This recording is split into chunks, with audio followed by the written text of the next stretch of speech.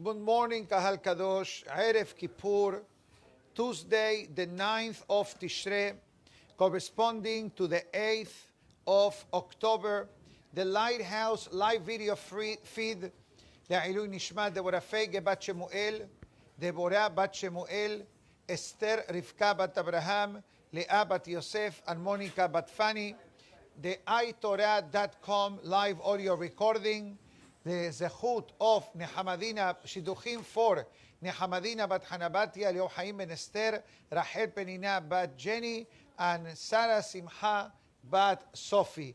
So we have only a few minutes today, and I do not want to, God forbid, cancel the class, but I need to be respectful of the times and the schedule, and everybody that has been here since early morning with the Selihot, Tefillot, the Hatarot, and everything that we have done, Baruch Hashem.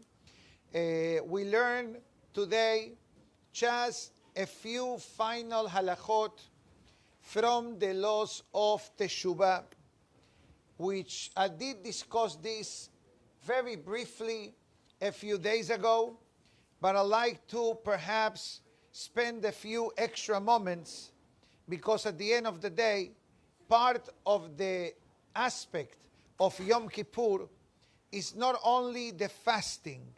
Sure, the fasting, it's part of the mitzvah, as well as the restrictions of the fasting.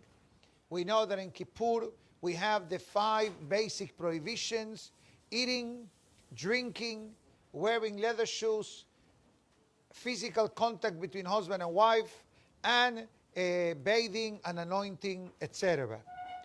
So we all know the basic halachot, and we all know also that when it comes to medical cases or complicated pregnancies or recent birth of people that are in the hospital or people that regretfully are experiencing medical challenges, the halakha does give certain formula what and how much can a person eat or drink in order to preserve the health of the person.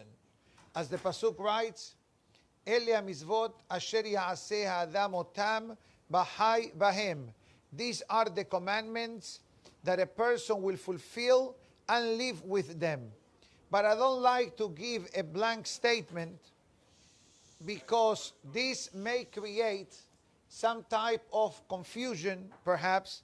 So I rather handle that on a case-by-case basis. So if you happen to have a question on this topic, feel free to approach me after the class in person or via email or phone, etc. And Be'ezat Hashem will try to accommodate everybody's needs accordingly. So we know one of the most challenging chapters of the Code of Jewish Law is the concept of asking for forgiveness. The concept of asking for forgiveness. How should it be done? How many times? To whom do we have to forgive? Etc. Baruch Ata Adonai Eloheinu Melech HaOlam she'akol nihiyah v'dbaro.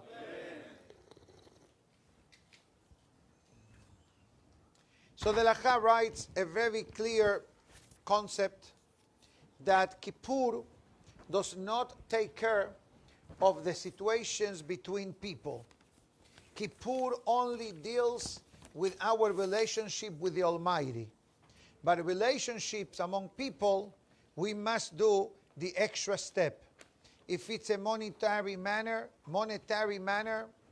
if it's a physical damage, or if it's an offense of, God forbid, the way the Halakha calls it, ona'at devarim, hurting people in a verbal manner, the Halakha says, sarich lefayeso. Nevertheless, even though you say, what's the big deal? He's too sensitive. That's not the way a Jew thinks. That's not a way a Jew thinks. Yes, sensitivity is good to have, but not negative sensitivity. Positive sensitivity means that we are very thoughtful and very cautious the way we interact with people. But in today's society, he's a very sensitive person. What does that mean? You say something to him and the guy can punch you in the face. Or the guy explodes. You understand? We have a few customers of that here. I'm saying in the generation. I don't mean in the room. Don't take it personal. Although I can look around the room. Let me see. You're a nice guy. Okay, so today is Erev Kippur, so we better be careful even on the jokes that we say. But thank you so much. But you remember this, what the halakha says. Don't minimize somebody's pain. Because that's a problem that many of us have. What's the big deal? Let him not be so sensitive. The halakha says, Ober belav. He now transgressed a negative commandment from the Torah. And you understand that? Which is the prohibition? Ona'at devarim. Lo tonu ish et amito. Don't damage your friend. Bekol shiked im ichlimo v'ilbino panav rabim. And more, if the person embarrasses someone, how painful is that feeling to a person?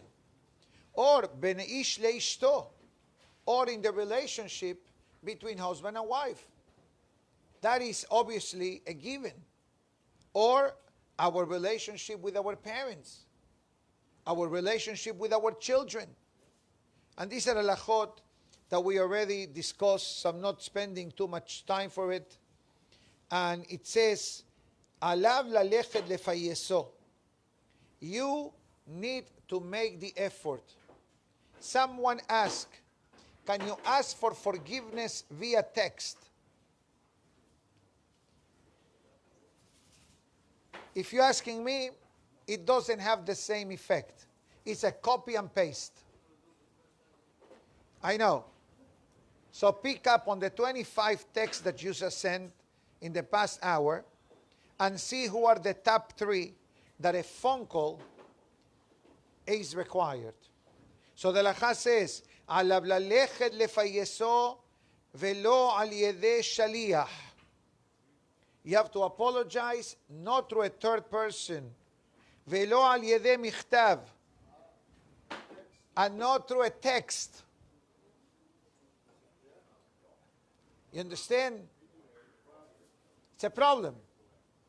Text, text is very informal. Text is very casual. If you tell me, Rabbi, I took a pen and paper and I wrote an email or I wrote a letter the way people used to do in the olden days. Remember the Hanukkah, the Rosh Hashanah cards? I think they are in retirement somewhere in Florida. Zichrona livracha, right? Okay? So it says, Umikol makom, hakol lefi inyan. But also the halakha says, you need to know the person. Im davar yadua. If you think that the victim will forgive you, adif sheyelech bichvodo be'atzmo lefayeso. Go and step up to the plate. You will feel uncomfortable for 5 minutes, 10 minutes, but it's the proper way. Bimu kashe lirsot. What happens now if the person that we would like to apologize to has a very difficult personality? And you're going to talk to the person, and the person is going to get even more upset. He's going to say, how dare you come to me, God forbid. Hashuv yoter, it is better perhaps to send a messenger. Moshe, Abraham would like to come and ask you for forgiveness. At what time is convenient for you? You already worked the brain of the person. The fellow hopefully will think, wow, he sent me a shaliach. This must be important. Ulahar miken, and afterwards, yabo harav. You're going to come to the person, bivakesh mehila kadat, and ask for forgiveness, ben islah lo, and he will be forgiven. Now, next, Chova kedosha. It is a mandatory requirement. Levakesh mechila me'aviv ul'immo. To ask for forgiveness from our parents. That's why many people have the custom of going to the cemetery today, or Erev Rosh Hashanah, or Sunday between Rosh Hashanah and Kippur. Why do we go to the cemetery? For many reasons. One of the reasons is to pray. One of the reasons is for their souls. And that's the reason why, according to our tradition, you see outside hundreds of candles that people had been lighting since the morning. And there is a great benefit for the spirit of our beloved relative, which are no longer among the living, to light candles in their honor and to give charity in their honor as well. In some Ashkenazi community, the tradition is to light a 24-hour candle. We light tea lights, but there is such a custom. And it says, why? Because we have two averot when it comes to not treating parents properly. Number one, ben adam la havero. Our parents are humans. And also we have what? Kaved avicha ve'et imecha. Honor your parents. So we have double avon. Bechen haba'al ve'haisha. Husband and wife. Imhalu ze laze. Let them ask each one for forgiveness. It says, Al kol asher hat'u ehad kelape hasheni b'meshech kol hashana. The way they sin against each other. How?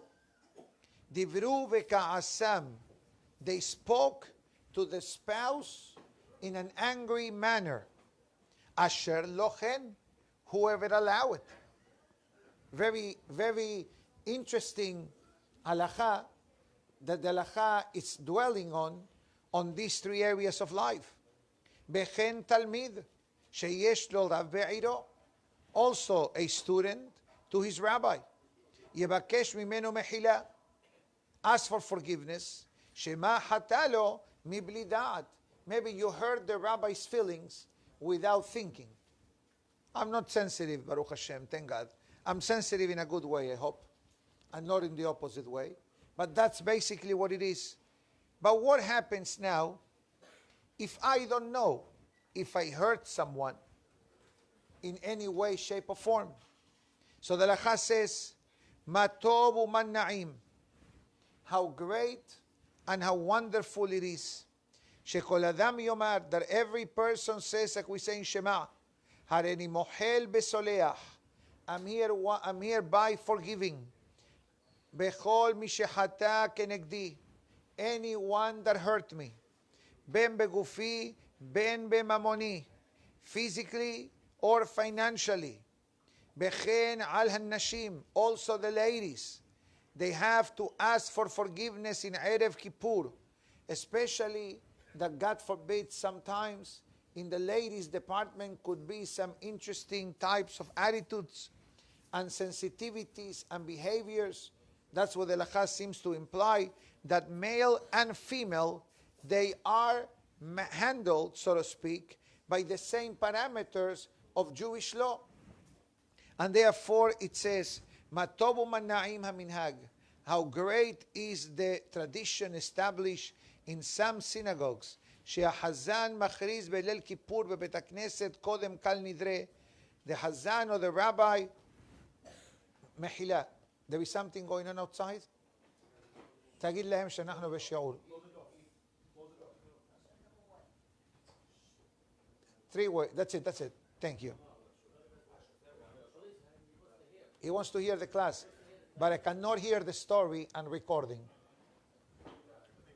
I know, everything gets recorded. You breathe, it gets recorded. Unbelievable technology. Thank you. And it says, the announcement that they say in the synagogues before Kal Nidre, Rabbotai, meaning to say, Kahal Kadosh, Timhelu ze laze. Forgive each other. Be'akahal onim mahalnu. And the Kahal says, we forgive each other. And that's a reason why the Lacha mentioned before, be easy and quick to forgive and forget and move on in your life. Sometimes in synagogues, you have sensitive people. Some people criticize the Hazanim, the rabbis, the committee, the people, the food, etc. And we're not saying that every complaint may not be justified and valid. But I think that the halakha of today is telling us is, don't think that somebody else's feelings are less important than your very own feeling. So we need to have this into consideration as well. The next part of today's class is the concept of blessing the children. As we mentioned, there is a beautiful blessing that we gave out to everyone in honor of the children. And it's in Hebrew and English, so feel free to take it home and to read it. But I'd like to speak about an interesting halakha in this topic of easy fast to everyone coming from Baltimore, Tampa, Arizona, Curacao, Orlando, and yes. Anyways,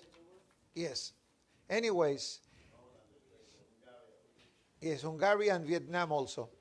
The halakha writes that parents, now we're going to talk about the parents now, should also forgive their children. Forgive the children. I know what your question is. Does a parent need to apologize to a child? Probably yes. According to their age, obviously. But let's be honest. How many times it happens that sons or daughters and parents don't have the best relationship? And sometimes they raise their voice and they say things which are completely forbidden or out of line. So therefore, it's mutual. But why the halakha says that a parent should forgive the child even though that the child didn't have the courtesy of asking for forgiveness? You know what I did last night? I apologized to my in-laws. My mother-in-law says, I need to apologize to you. You are a tzaddik, she tells me.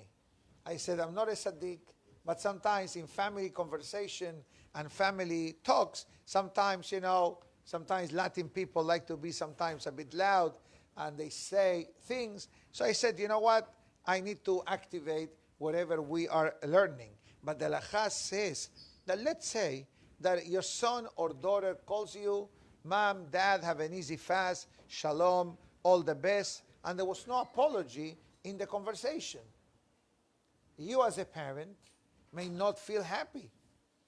So therefore the halakha says, even though they did not ask for an apology, or they did not apologize, that's what I meant to say, nevertheless forgive them. Why forgive them? Because if they are not forgiven, your anguish in your heart may activate judgment against them. You have to understand, Shamayim takes into consideration pain and suffering. And the pain is not always related to, God forbid, physical pain. I'm talking about emotional pain. Emotional pain is worse than physical or financial. And that's what the Gemara mentioned before, hurting people with your words.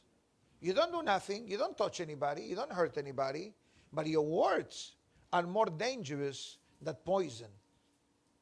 You follow me? Gemar Chatima Tova to everybody again in the next round. Now,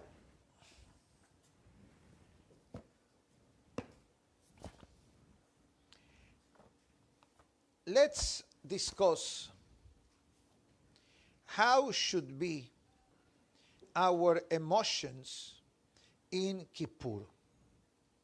We all know this concept that Kippur is a happy day.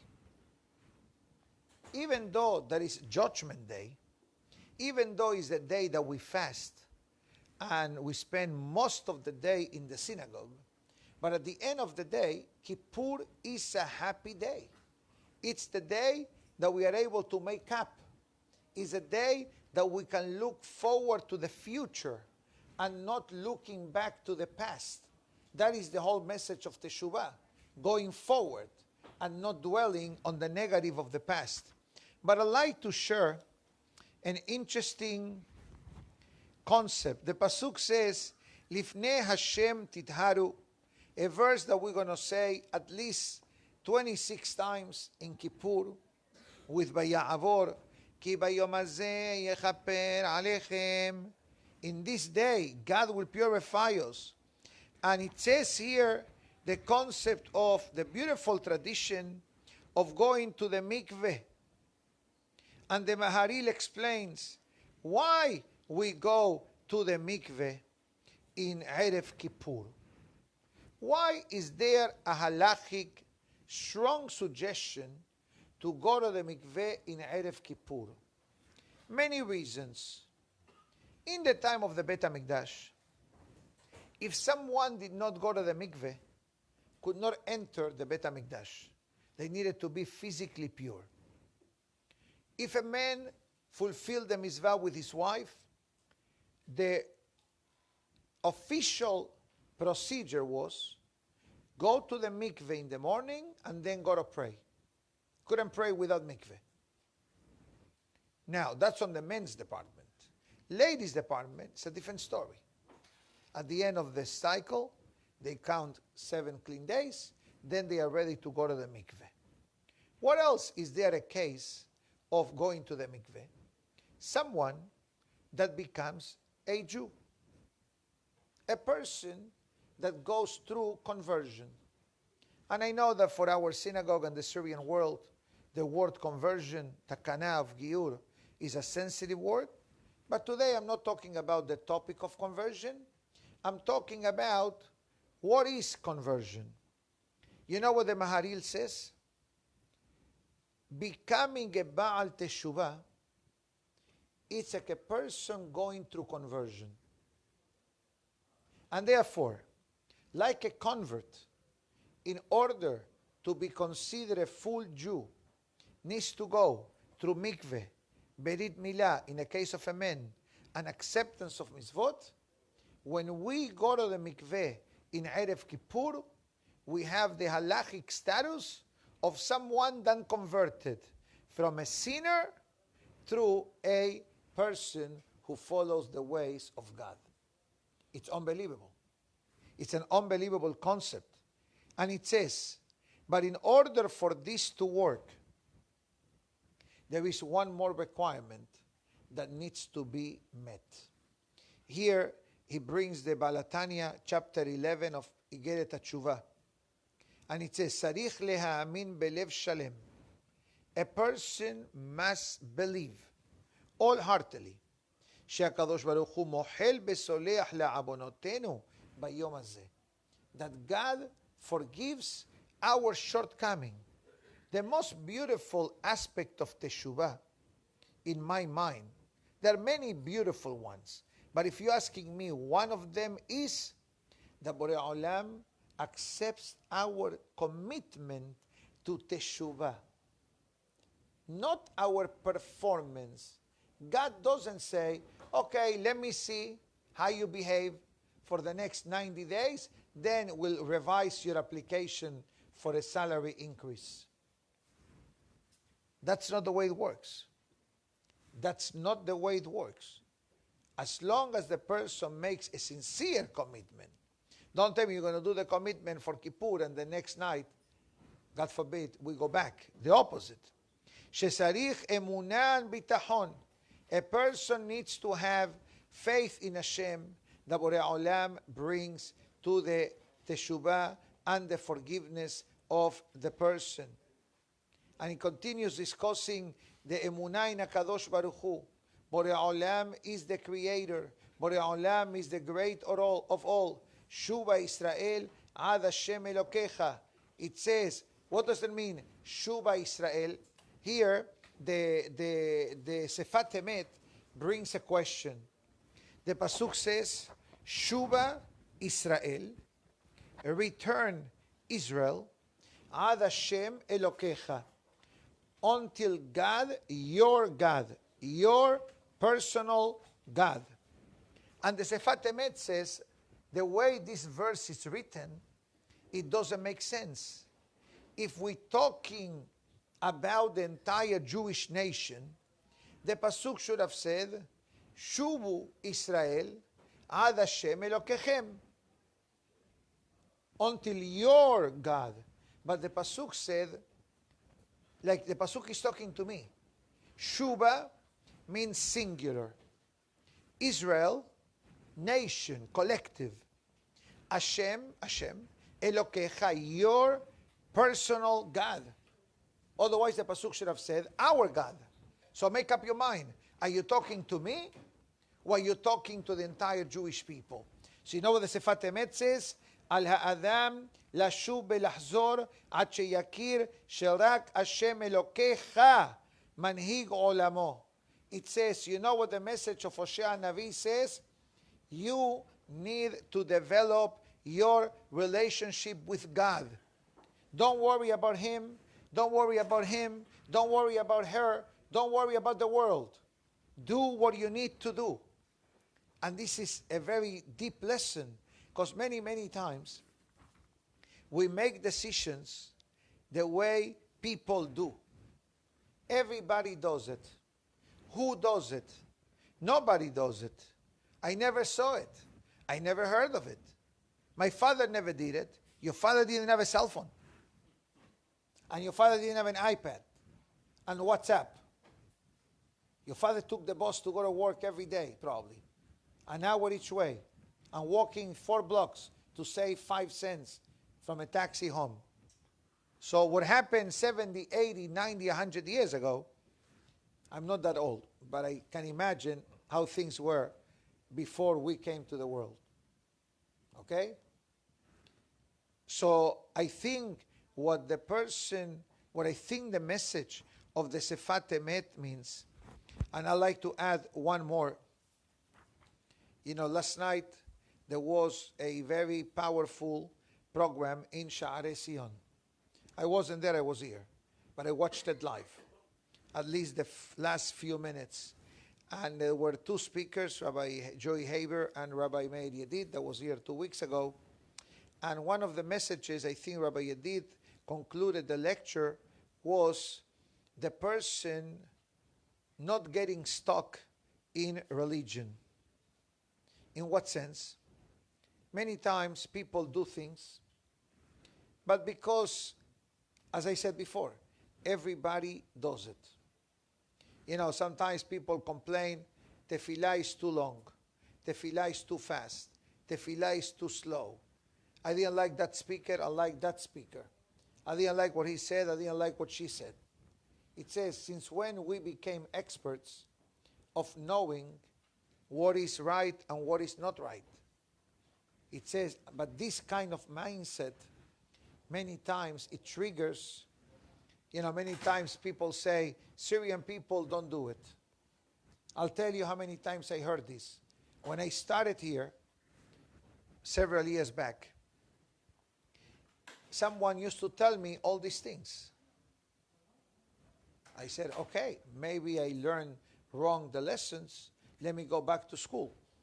So I picked up the phone and I called some of the wonderful rabbis in Brooklyn. And they tell me, of course, we do it here. Every shul does it. I discovered what happened. This guy got stuck in time. His clock never changed. He's still living in Bensonhurst. You know what that means for those who understand? Before Ocean Parkway. And sure, in those days, if you came to shul once a week, or you came to the Kitab once a week in the afternoon, that was Hazako Baruch. You understand? And that was one of the messages that the rabbi mentioned yesterday. It says a person needs to set up their own goals. Don't look at no one else. Why? Because you are not me, and I am not you. I need to be you when I talk to you. When I talk to you, I need to become you. In a good way. Because then, if I'm becoming you, I'm in your shoes. Or if I put myself in your shoes, perhaps my reaction will be a bit different. But when it comes to spirituality, each person has their own parameters. And I don't mean parameters in a negative way. Parameters means, how do I grow? One of the problems that we have today in our society is the topic of labeling. It's all about the label. Remember in the olden days, somebody bought a suit for the holiday. What they used to say, they used to touch here. I remember that. Today, what they do, show me the brand. Show me the label. That's what the rabbi said yesterday. Show me the label. Oh, I don't eat from this. I don't eat from that. Obviously, if there are halachic reasons, why not? Okay. But to allow the labeling and the politics, somebody asked me an interesting question, which I'm not going to repeat it publicly, because it's Erev Kippur, and I wasn't happy the way someone gave a wrong advice to someone. And I said, what this person told you not to? Oh, because of XYZ reason. I said to the person, don't listen to him. Listen to me. He wasn't a rabbi. So I am allowed to say that. And if it's a rabbi, I would have picked up the phone and asked him, why do you say such a thing? You're turning off people from Judaism. And that was another thing that the rabbi mentioned yesterday. I don't go to that shul. Why not? I don't know. I go to that shul. You understand?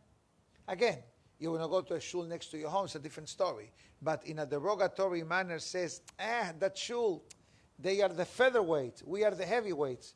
What do you think it does to HaKadosh Baruch Hu? Or, what color hat do you wear? What's your color hat? Don't answer me. Black, white, gray, pink, multicolor. Today that is a political statement. Regretfully. What do you think those comments do to the Jewish people? Nothing good comes out of it. Separation, division, disliking, and eventually negativity and worst. One more message, and with this belly nether I will conclude.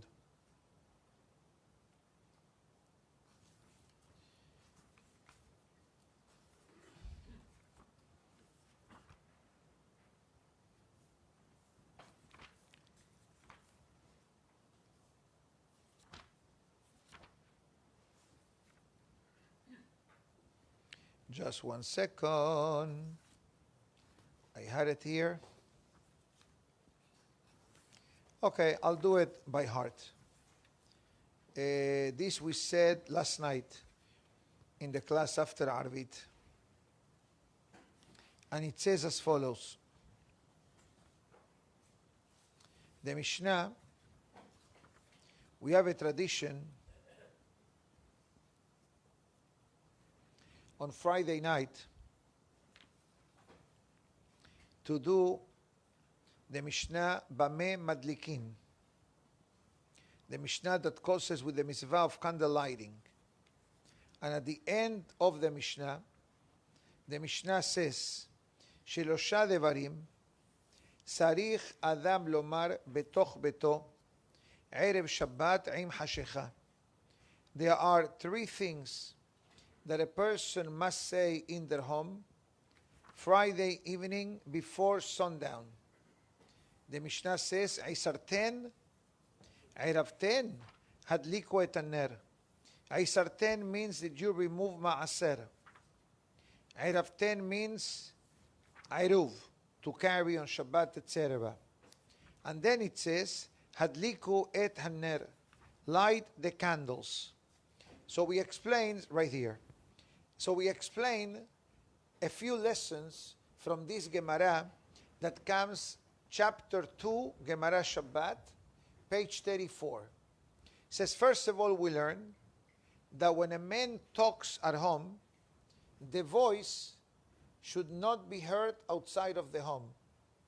Because if someone outside of your home can hear you talking, it means that you are talking too loud. You follow, like I interrupted before, regretfully for a few seconds? Why did I interrupt it? Even though he's outside, I'm able to hear everything that he's saying and disturbs the class and the people. So from here we learn, from lesson number 1, betoch beto. When you speak to your home, you have to speak in your home in 2 ways. Lomar, betoch beto. What's the meaning of the word lomar? Lomar is from the word bayomer. In the Torah, there are 2 ways that some messages or commandments are delivered. Vaydaber Hashem el Moshe lemor. And God spoke to Moses saying, what's the difference between Vaydaber and lemor? Vaydaber is straight to the point. I need you to do this for me. God is giving to Moshe Rabbeinu, Moshe, good morning, God. Today we're going to learn 3 mitzvot. God says, mitzvah number 1, mitzvah number 2, mitzvah number 3. Go now, speak, and say it to the people. What's the difference in the Torah language between Vaydaber and Vayomer? Vaydaber is a commandment. Vayomer is very soft. In other words, you have to sell the mitzvah. Dear Jewish people, I just spoke to Hashem. He gave me a beautiful mitzvah that brings godliness and sanctity and holiness and salvation to the Jewish people. The name of the mitzvah is mezuzah. Imagine if I tell you, you must put mezuzot in your home. Will it have the same effect? And that's why God says, Vaydaber Hashem el Moshe, God spoke to Moshe straight to the point, lemor. Now deliver it in a silver platter. That's what the Mishnah says. Sarich Adam Lomar. Lomar Bayomer. A husband must speak at home in a soft way. How loud can you speak at home? Betoch beto. The words cannot come out of the walls. If you talk and someone outside is able to listen, that means that you're talking too loud. I ask you a question. Today, you have walls, cement, sheetrock, furniture that camouflages part of the sound. But go back to the time of the Talmud. People didn't have doors and windows like we have today, soundproof. What they had? A tent, a tin house, a block house, no soundproof roof, no soundproof windows, or hurricane or retractable ceiling. So even if you talk on a normal tone, may have been considered too loud. Why the Gemara makes such an emphasis on the tone of the voice of the husband? Short answer, because it affects the wife. It affects the wife, the Gemara says. The wife takes it in a fearful way. This is what the Talmud says. And the wife, by listening to the husband raising the voice, she feels that she's not good enough for her husband. And she's not behaving or acting herself in the proper way. God forbid that a lady, and I apologize if they take it in a different way, but I think what the Gemara is trying to tell the husband is, your emotions are different than the emotions of your wife. A man may be able to let it go faster than a woman. And again, the Gemara says this. Gemara says that there is a sensitivity element of ladies that men don't have. So that's why the Mishnah says, say it softly, in your home. But listen now to the great Rabbi Shalom of bells, and it says, Aisarten. Aisarten means what? What's the root word of Aisartem? Ma'aser, Eser. So it says, Halfu be'abru aseret yemet teshubah. The 10 days of Teshuvah are almost over. And that's what he's asking. Aisarten, did you take advantage of Aseret Yemet Teshuvah? Erev 10, today is Erev Kippur. We have a few hours till Kippur. When you want to wake up and smell the coffee. Hadliku et haner, light your neshama. Says, take advantage of the day of Kippur. That even though Kippur is 25 hours, but those 25 hours can become the most productive 25 hours of the year, spiritually speaking. Why? Because we are literally detached from the aspect of physical life. We devote ourselves to the prayers, to the synagogue, to HaKadosh Baruch Hu, and that's why this great rabbi used to say, make sure to take advantage of the day of Kippur. But I'll finish with the following statement, and I'll believe that I'll save this for Thursday, right? Thursday. Today's Tuesday, right? Tomorrow, Wednesday, no class, no recording. There will be plenty of classes, but inside the shul. In between, in the breaks, obviously. But what happened the day after Kippur? What happens the day after Kippur? We can give you the long version on Thursday, but I'd like to share only a very short paragraph. And it says as follows, En le'sha'er ve'en le'ta'er. There is no way to quantify or to measure the Kedushah that exists between Kippur and the celebration of Sukkot. And it says, David HaMelech, listen to this pasuk. Elokim diber, the Almighty spoke. Bekotsho e'eloza, in His godliness, God becomes very happy. Ahaleka shechem be'emek Sukkot amaded. It says, this E'eloz Hashem shebehamisha yamim bashana. There are 5 key days in the Jewish calendar that God is strolling together with Am Israel in a very leisure manner. Which are these days? Elu Yom Kippur. This is the day of Kippur, plus the 4 days till Sukkot. And then when Sukkot comes, we go into the chamber of God, which is the Sukkah. And we discussed this in the past. The sanctity of the Sukkah is greater than the synagogue.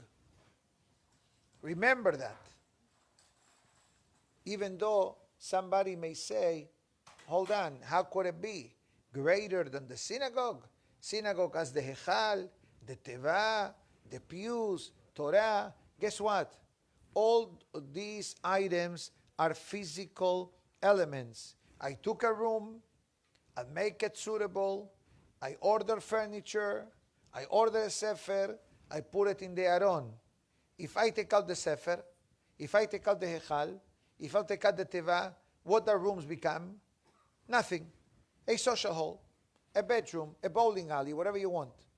But a Sukkah, I don't have to bring a Sefer Torah. I don't have to pray in the Sukkah. I don't have to bring talit in the Sukkah. I don't even need to put a mezuzah in the Sukkah. Farvus nicht. Why not? Because Sukkah is the house of Hashem. That's why the word Sukkah contains Hashem's name twice. Sukkah, I'll put it in writing.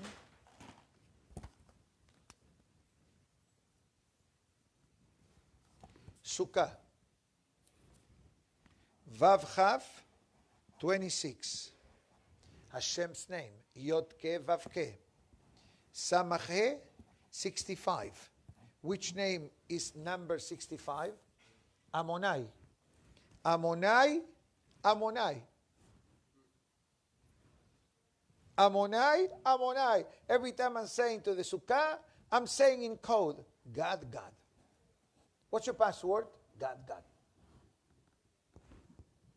You understand? So I'm going to the house of God. We made up in Kippur. Now we're spending quality time until God invites me to his house. And that's why the decorum and the dress code and the behavior and the topics of conversation in the Sukkah are not less holy than what a person is allowed to wear and talk and conduct themselves inside of the synagogue. Now, I didn't want to speak about Sukkot today, but I wanted just to welcome Sukkot indirectly because I know that Motzei Kippur is going to be super busy in many levels, but at least we're opening up the ground to welcome the celebration of Sukkot. And that's why here it concludes and it says that these days coming up, it is imperative, and I'll finish with this. It is imperative, I'm not sure, but it's mandatory. Mandatory. The day after Kippur to come to the synagogue. The next morning. Many times you see people Rosh Hashanah, Kippur, and then we don't see them. Or they just take a few days off because they have a very intense Kippur. If you have an intense Kippur physically, I understand. But imagine yourself, we say to our Olam, Hatanu lefanecha, we have sinned against you, we didn't do this, we didn't do that, and we have a challenge, the day after Kippur. Are we going back, or we are moving forward? This is what Kippur is all about. So we wish everybody watching, listening, virtually, and here in the room, you have a Gemar Hatima Tova, Tizkor Shanim Rabot, Abal Kilsane, may Hashem seal everyone in a wonderful year. And I'll need to do this before we conclude the class. I need to apologize. Don't stop it, please. I need to apologize to our video audience, to our virtual audience. I don't know who they are, but sometimes in the class we say things and, time doesn't forgive anyone, okay? I was looking at my picture when I started here. I look like a kid. Unbelievable. Look in the book. All black. What's going on here? Okay, anyways. So I ask for mehila to everyone and anyone if I may have said something out of line or something that sounded a bit strict or extreme, I should say, or inappropriate. Everything is obviously L'Shem Shamayim. And Be'ezat Hashem will resume all the recordings, God willing, Thursday morning. Hava Aleinu Letova. Gemar Hatima Tova to everybody. Baruch Adonai Le'olam. Amen ve'amen. Rabbi Hananiah ben Akashia Omer. Ratza HaKadosh Baruch Hu lezakot et Israel lefichach. Irba lahem Torah mizvot shene'emar. Adonai hafez lema'an sitko. Yagdil Torah ve'yadir. Amen. Amen.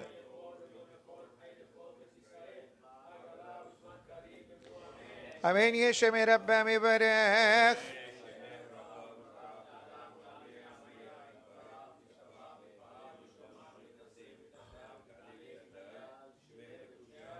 Amen. Amen.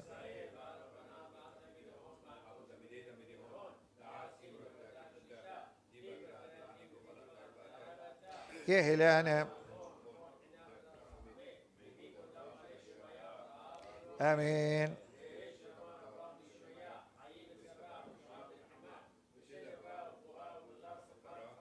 Pereva ve'atzalelenu. Amen. Amen. Kol shanim rabot.